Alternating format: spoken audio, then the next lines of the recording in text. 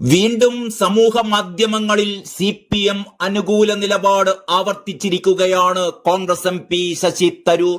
കൊച്ചിയിൽ സംഘടിപ്പിച്ച ഇൻവെസ്റ്റ് കേരള ആഗോള ഉച്ചകോടിയിൽ കേന്ദ്രമന്ത്രി പീയൂഷ് ഗോയൽ, മുഖ്യമന്ത്രി പിണറായി വിജയൻ, പ്രതിപക്ഷ നേതാവ് VD സതീശൻ, വ്യവസായ മന്ത്രി P രാജീവ്, കേന്ദ്രമന്ത്രിയും RLD നേതാവുമായ ജയന്ത് ചൌധരി എന്നിവർ ഒന്നിച്ച് വേദി പങ്കിട്ട ചിത്രവും വാർത്തയും ശശി തരൂർ Xൽ പങ്കുവച്ചു. ഇത് കാണുമ്പോൾ സന്തോഷം. സാമ്പത്തിക വികസനം വില കുറഞ്ഞ കക്ഷി രാഷ്ട്രീയ വിഭജനത്തിനും മുകളിലാണ് നിൽക്കേണ്ടത് എന്ന അഭിപ്രായത്തോടെയാണ് ഈ വാർത്ത ശശി തരൂർ പങ്കുവച്ചിരിക്കുന്നത്. ഇടത് BJP കോൺഗ്രസ് നേതാക്കൾ കേരള ഇൻവെസ്റ്റേഴ്സ് മീറ്റിൽ വേദി പങ്കിട്ടപ്പോൾ എന്ന തലക്കെട്ടിലാണ് ആ വാർത്ത. വ്യത്യസ്ത രാഷ്ട്രീയ പാർട്ടികൾ നയിക്കുന്ന തമിഴ്നാട്, തെലങ്കാന, കർണാടക സർക്കാരുകൾ കേരളത്തിൽ നിക്ഷേപം പ്രോത്സാഹിപ്പിക്കുന്നതിനും അടിസ്ഥാന സൗകര്യ വികസനത്തിനും ഒറ്റക്കെട്ടായി എന്നും ഈ വാർത്തയുടെ ഉള്ളടക്കത്തിൽ പരാമർശിക്കുന്നുണ്ട്. വ്യവസായ മേഖലയിൽ കേരളത്തിന്റെ വളർച്ച അതിശയിപ്പിക്കുന്നതാണ് എന്ന തരൂരിന്റെ പരാമർശമായിരുന്നു വിവാദങ്ങൾക്കെല്ലാം വഴിവെച്ചത്. AICC general secretary KC Venugopal, പ്രതിപക്ഷ നേതാവ് VD Satheesan, UDF convenor MM Hassan അടക്കം തരൂരിനെതിരെ പാർട്ടിക്കകത്തു നിന്നും മുന്നണിക്കകത്തു നിന്നും വിമർശനം ശക്തമായിരുന്നു. ഇത് കണക്കിലെടുക്കാതെയാണ് വീണ്ടും ശശി തരൂരിന്റെ ട്വീറ്റ് പ്രത്യക്ഷപ്പെട്ടിരിക്കുന്നത്. ലേഖനം കൃത്യമായ വസ്തുതകളുടെ അടിസ്ഥാനത്തിലാണ് എന്നും നല്ലത് കണ്ടാൽ നല്ലത് പറയുമെന്നുമായിരുന്നു തരൂർ ഈ വിവാദത്തോട് നേരത്തെ പ്രതികരിച്ചിരുന്നത്. ഇതിനിടെ ശശി തരൂരിനെതിരെ രൂക്ഷ വിമർശനവുമായി യാക്കോബായ സഭ നിരണം ഭദ്രാസന മുൻ മെത്രോപ്പൊലീത്ത ഗീവർഗീസ് മാർ കൂറിലോസും രംഗത്തെത്തി. കിട്ടാവുന്നതെല്ലാം വാങ്ങി അധികാരത്തിന്റെ സൗകര്യങ്ങൾ അനുഭവിച്ചിട്ട് അധികാരക്കൊതി തീരാതെ എല്ലാം തന്ന പ്രസ്ഥാനത്തെ തള്ളിപ്പറയുകയും കാലുമാറുകയും ചെയ്യുന്നവരോട് സാധാരണ ജനങ്ങൾക്ക് പുച്ഛമാണുണ്ടാവുക എന്ന് ഗീവർഗീസ് മാർ കൂറിലോസ് വിമർശിച്ചു. ഫേസ്ബുക്കിലൂടെയായിരുന്നു അദ്ദേഹത്തിന്റെ പ്രതികരണം.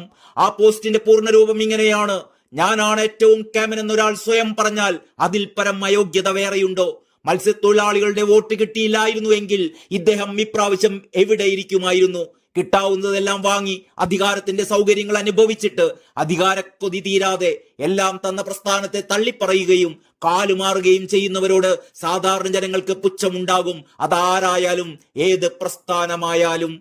ശശി തരൂരിനെതിരെ പാർട്ടിയിൽ അമർഷം നുരയുന്നതിനിടെ എടുത്തുചാടി പ്രതികരിക്കരുത് എന്ന് ശശി തരൂരിനോട് സുധാകരൻ വീണ്ടും ആവശ്യപ്പെട്ടതായാണ് അറിയാൻ കഴിയുന്നത്. കോൺഗ്രസ് തിരിച്ചുവരവിന്റെ പാതയിലാണ്. ഇതിനിടയിൽ ഉണ്ടാകുന്ന ഇത്തരം വിവാദങ്ങൾ തരൂരിന്റെ പൊതുസമ്മതിക്ക് തന്നെ ദോഷം ചെയ്യും. പാർട്ടിക്കെതിരെ പറഞ്ഞാൽ അണികൾ അത് ഉൾക്കൊള്ളില്ല. തരൂരിനെ ഒപ്പം നിർത്തണമെന്ന അഭിപ്രായമുള്ള സുധാകരൻ പരാതികൾ പരിഗണിക്കാമെന്ന് തരൂരിനെ അറിയിച്ചു എന്നാണ് വിവരം. അതേസമയം നോ കമന്റ്സ് എന്ന പ്രതികരണം പ്രതിപക്ഷ നേതാവ് ആവർത്തിച്ചു.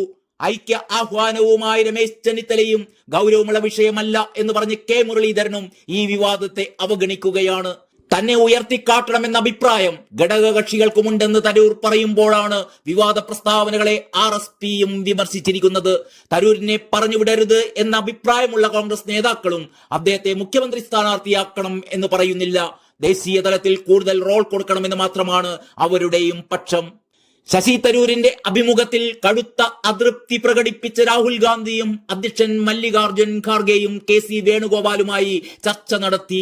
തദ്ദേശ നിയമസഭാ തിരഞ്ഞെടുപ്പ് അടുത്തിരിക്കെ ഈ വിഷയത്തിൽ കൂടുതൽ പരസ്യ പ്രതികരണം നടത്തി വെട്ടിലാവേണ്ട എന്ന നിലപാടിലാണ് ഹൈക്കമാൻഡ്.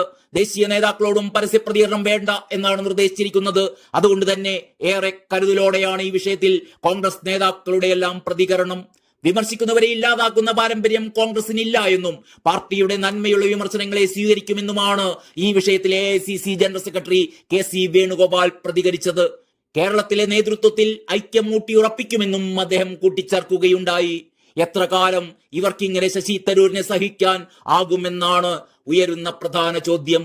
ഓരോ ദിവസം ചെല്ലുന്തോറും കോൺഗ്രസിനകത്തെ ഈ മുറുമുറുപ്പും അസ്വസ്ഥതയും CPM പരമാവധി മുതലെടുത്തുകൊണ്ടിരിക്കുകയാണ്.